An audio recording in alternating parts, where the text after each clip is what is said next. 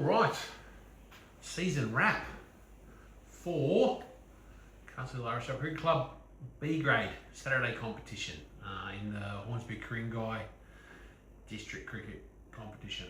Not sure what they 100% call it.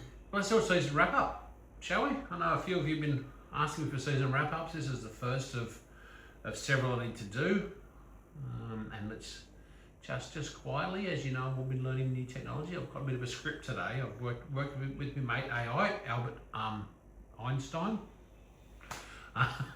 We've worked on a bit of a script. So, and I've tried to put it in front of me. So if I'm looking up and down, it's better than normally me going, look at phones and shit. So let's see how we go, shall we? No, we're not. Stop it, because I forgot to plug in the microphone. So I'll play this bit, but I'll be back in 2 seconds with a microphone, so hopefully it sounds better. All right, let's see if AI can edit that out. Hey, all right. It's one of those years. I mean, you can have a look at the ladder, but you're not going to get the full story. But if you're there week to week, you know, we had a proper go at it. We did very well.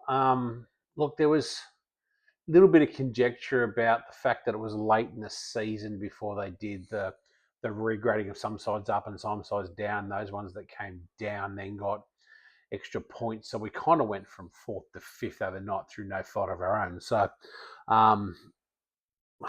to be honest, you take the side that finished just ahead of us out on 4th by like 1 or 2 points, whatever it was, and we're in 4th. So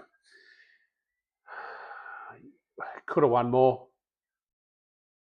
Could have not been affected by bureaucracy. Who knows? That's not the way we operate in this channel. We are positive. So you know what? We didn't win enough games. We did well. Played 14 games. Went with 5 wins, 6 losses, and 3 draws. So 50-50. I think 3 draws were probably all washouts. So 5 wins, 6 losses. Living right, as AI says in my script that's given me, we're living right in that competitive middle ground. That's pretty bad. Not dominant, not terrible. Just enough to make every Saturday interesting. Yeah, that's true. Tight games, a few that got away. Yeah, and a couple where things just clicked. Then, you know, I've got a couple of games or a game later where we kind of scraped over the line, so it goes either way. The wins we had weren't blowouts. They were like grind out ones, chasing totals, sneaking yourselves home. Not worry about that. The losses, yeah, a couple of tough ones in there. Some bigger margins, which probably don't reflect how close they were. Bolwell kept size of decent totals. Castle Hills, you know, sometimes we don't always click with the bat. It is the way it is. So a bit of everything. Batting highlights.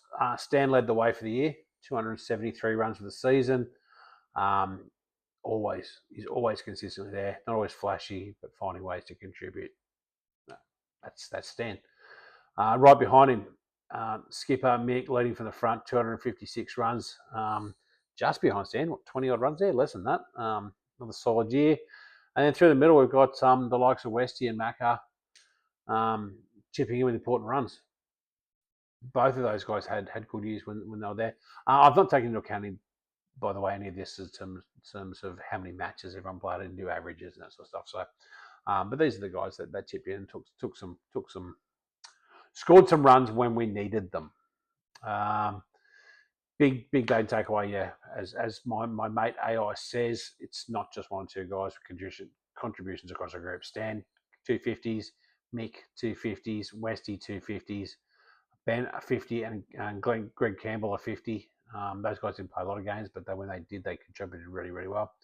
And then we started with Arian, who scored 108, scored our only century for the year when he filled in for us on a Sunday because we didn't play Sunday. We don't play Sundays, or we don't have. We're a lot of guys playing Masters and Classics on Sundays. So our last game of the season was on a Sunday, and Arian came in and played incredibly well to score our only 100th of the season. Yeah, bowling highlights. Again, a spread of contributors. Macca, the spinner, 19 wickets, always in the action. Spinners are, as I've used the term before, you've heard it, rocks and diamonds. I've seen Macca bowl and I didn't know his name. then I've seen him take 5s and 6s and bowl incredibly well. And a leg spinner. So leg spinners are leg spinners. Good on you, Macca. Top wicket taker for the year. Westy right behind him. Left arm quick. Westy, when he's on, he's on. So to have those two guys. And then you got Deck. 12 wickets. Deck bowled really well. For those of you who watched my previous videos or watched any of the match reports for the year, Deck's one of my favourite cricketers. Watched him getting better and better over the last 2 seasons. So our top 3 guys, 19, 18 and 12. Stan chipped in with 10. I think AI may have jipped me. I think I equal with 10. I think I may have got 10 as well. Big moments. Macca 5 for 29, and Zach had his maiden 5-fer. It didn't tell me. It hasn't told me in the script the runs that you went for, but I don't think it was a lot. Feel like that may have been the Sunday, the last round when a few of us are away, or maybe another round. I know I wasn't there for it, but I heard Zach bowled an incredibly impressive spell. They went for a lot of overs. Took 5. I thought he took 6, so 5 according to the scorecard. Another one of my favourite players. Zach will be around for many, many years to come with this side. And then Westy had near miss 4 for 38. Must be the first year Westy hasn't had a 5-fer. Did you go and burgle any in juniors, or are you too old now, Westy? But again, multiple contributors this year, not just relying on one guy. So that's really good. Probably the couple of key games that really stand out to me were round 5 versus Glenorrhy. That old mate Albert Einstein has tagged as the Great Escape. It was a 2-day game. Glenorrhy at Fred Cat, top field. Those of you who know that field know that big scores aren't easy to come by on it.